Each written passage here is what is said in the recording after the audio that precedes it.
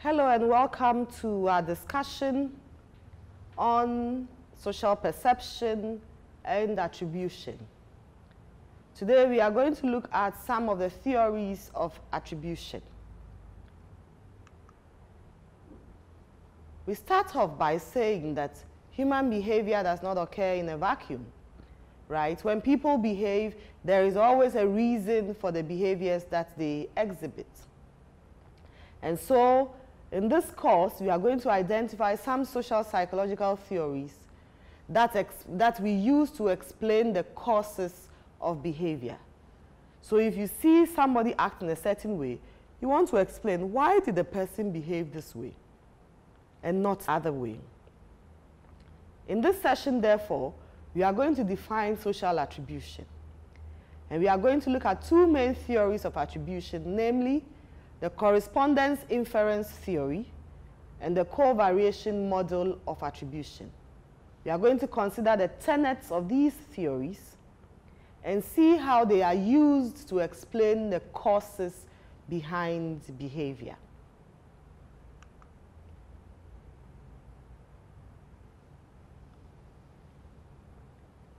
After explaining the theories, as is the practice, I'll put up a sample question which I expect that you will not skip but try your hands at. You are required to read chapter 3 of the mandatory text and the article on the theories of attribution posted on Sakai. So, what is attribution? Attribution, we say, is a process. It is not an event. It's a construct process that people use to explain their own behavior as well as others' behavior. So perhaps you had engaged somebody and gotten angry at the least provocation. In your quiet moment, you're asking yourself, why did I get so angry? And trying to attribute cause to your angry outburst. So it's not only about others, it's also about yourself. Why did I behave this way? And you also want to understand why others behave that way. So for instance, you go to work and say hello to your boss, and he or she did not respond or just walked past you. You want to attribute cause to that behavior. Why did my boss behave this way? So basically, we are seeking to gain knowledge about people's traits and dispositions by trying to identify, right, the reasons behind their behavior. Did I act this way because this is my trait, this is my nature? Or did he or she act that way because that is who he or she is? In what situations would we say that this is somebody's nature? And in what situations would we say, oh, it is a circumstance that made a person act that way? These are the key questions we want to answer in this session. So to start with, let's consider the correspondence inference theory. This is one of the basic theories that seek to explain the process of attribution. What does this theory say? Correspondence inference theory just describes how we can use people's behavior to infer causes of their stable situations. So when I see you behave in a certain way, I'm using that behavior to infer that you are this way or that way. But it's not simple. It's not a simple exercise. First, because sometimes people act under duress. People are coerced to act a certain way. So if you observe a behavior that is being enacted under duress or under coercion, can you really use that to infer the traits of a person? If somebody makes me do something and you saw me do it, would you say that is who I am? No. In this instance, it's because I am acting under duress. So it's important to determine when people are acting under duress and when they are not, to be able to determine if this is who they are or this is the situation that is making them act that way. So the correspondence inference theory suggests that to be able to attribute cause to behavior, you must look out for three factors. First, you must look out for non-common effects. You must look out for social desirability, and you must look out for perceived choice. What do all of these mean? I will explain shortly.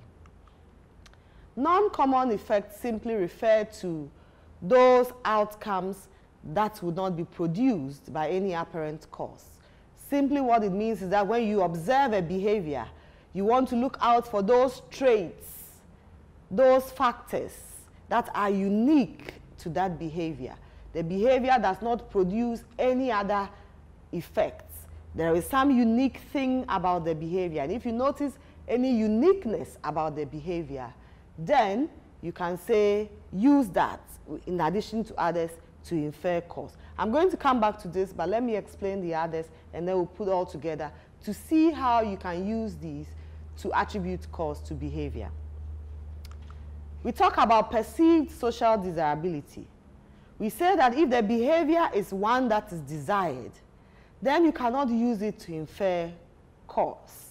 But if people engage in behavior that is socially undesirable, then that may be saying something about the personality of the person. If you engage in behavior that society expects and society desires, then that behavior will not engender correspondence inference. But if you engage in undesirable behavior, then that is reflective of who you are, of your internal traits and dispositions. Then we talk about freedom of choice. Behaviors that are freely chosen tend to yield correspondence inferences, but those that are coerced do not yield correspondence inferences. For instance, so going through the process, let's take a few examples. For instance, you find yourself in an academic space. What do we expect? We expect that students would be learning. We expect to see students with books. But if what we see you always with is a gun, then that is unique, that is different. Non-common effects. We are not, if we see you with books, it's normal. But we are seeing you with a gun, we are seeing you with a knife. Your behavior is unique, different in a certain way. That may be an indication of who you are, your internal traits and dispositions. That is linked to perceived social desirability. If your lecturer or your teacher comes to find you reading, that is expected as a student. It's socially desirable that you would study. But if they come to see you watching perhaps pornography when you should be learning, that is socially undesirable behavior. And that may be more reflective of who you are than in the other instance. Then we talked about freedom of choice. When you freely choose to study, that shows who you are. But when you only study because you have an exam the next day, it means you are studying because of the impending exam. You are not doing it freely. You are compelled to study. That does not depict who you are. So basically what we are saying is that you can infer cause to behavior when these three variables are present, not only when one is present.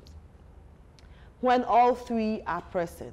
So people's actions and behavior would show who they are when these three are present in these terms. When one, the behavior is low in social desirability, when the behavior is freely chosen, and when the behavior results in unique, non-common effects, then you can use that to infer cause to behavior.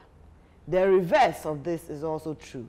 I would suggest that you take your time to go through again, right? When you exhibit behavior that is high in social desirability, you exhibit behavior that you are compelled to exhibit.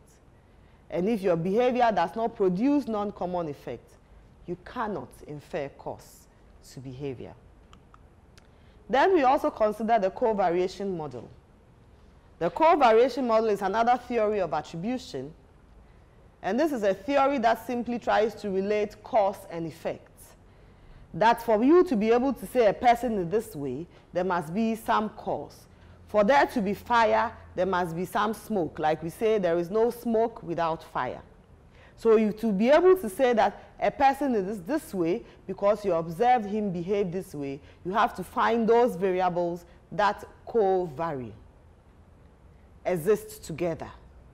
And this theory does not only try to explain behavior, but seeks to explain behavior to internal factors and also to external factors. In other words, a theory that goes a notch higher than the correspondence inference theory, by not only saying that this is who you are, internal traits and dispositions, but also explain that the person behaved this way because of the situation, because of the environment, the context. So with this model, we are going to identify the situations in which you can attribute cause to internal factors and the situations in which you can attribute cause to external factors. And the way you can do that is here again by looking at three factors, namely consensus, consistency, and distinctiveness. So to start with, let's look at consensus. What is consensus? It is the extent to which people react in the same way, in the same manner to a stimulus, where people react in the same way, in the same manner to a stimulus or an event. So you're observing me and you realize that I'm acting this way. The way I am acting, others are also acting similarly.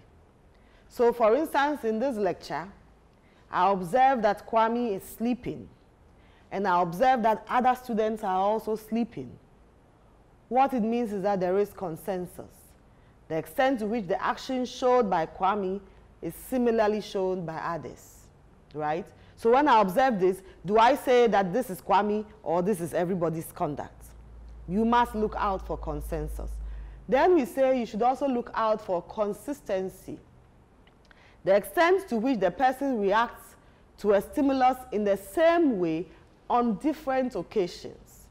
So I noticed Kwame is sleeping in today's lecture, but I had also noticed that he has slept in my previous lectures.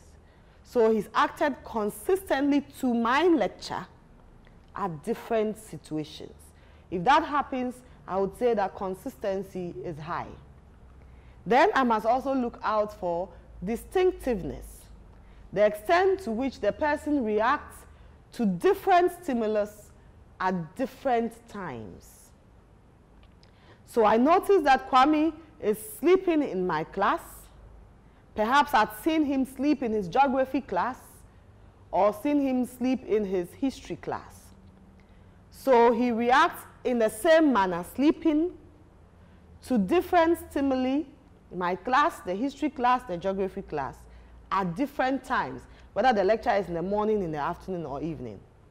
If I notice this conduct, then I would say that perhaps Kwame is a lazy person because he exhibits the same behavior across board. What it simply means is that distinctiveness is low. He does the same thing everywhere. There is nothing unique about his behavior. But if he only sleeps in my class, then we say that distinctiveness is high. In other words, his behavior is unique to my class, right? So what we are saying is that to be able to determine cause to behavior, to know whether the person is acting this way or that way, look out for consensus. The person you're observing, whose behavior you want to attribute cause to, whatever behavior he or she is exhibiting, are others exhibiting same? And then you look at consistency. Has the person acted the same way consistently over time? And does the person act the same way in different other contexts? If these are present, then you can draw your conclusions. And the theory predicts that you can be able to attribute a person's behavior to internal causes when consensus, distinctiveness are low, but consistency is high. What does this mean? It means that I can say that this is your nature. This is your internal disposition. When I notice that what you are doing is being done by, it's not done by everybody, it's only you. When I notice that what you have done in all contexts, in other words, distinctiveness is low, and you have also done it consistently. Take a moment to ponder over this. But then we say that when all three factors, consensus, consistency, and distinctiveness are all high, then we cannot attribute cause to internal factors. We can then attribute cause to external factors. So with the example I gave, let's consider the second conclusion. We say consensus is high. Kwame is sleeping, all other students are sleeping. Consistency is high. Kwame is sleeping in today's class, he slept in the previous lectures. Distinctiveness is high. Kwame does not sleep in any other lecture, he only sleeps in the social psychology class.